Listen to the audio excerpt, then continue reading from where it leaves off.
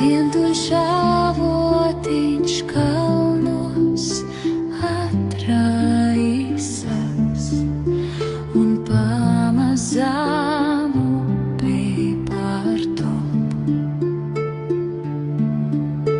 Viņš sākumā neliels un niecīgs šķiet, bet vēlāk to jūrās atrod.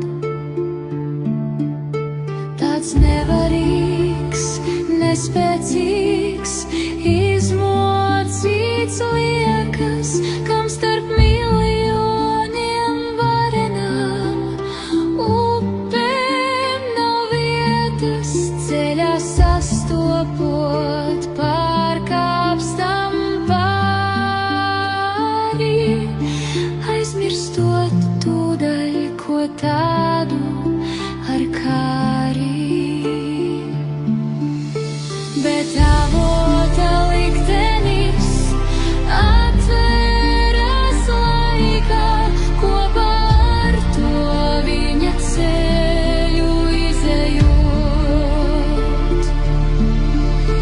Tā visu, kas likās maz nozīmīgs, milzīgā atklāsmē pārvēršot.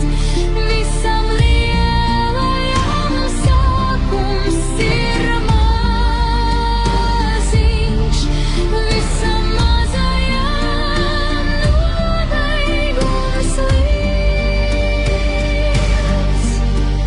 Skaties ar pieredzes acīm uz visu, avotos atklāsies tev pats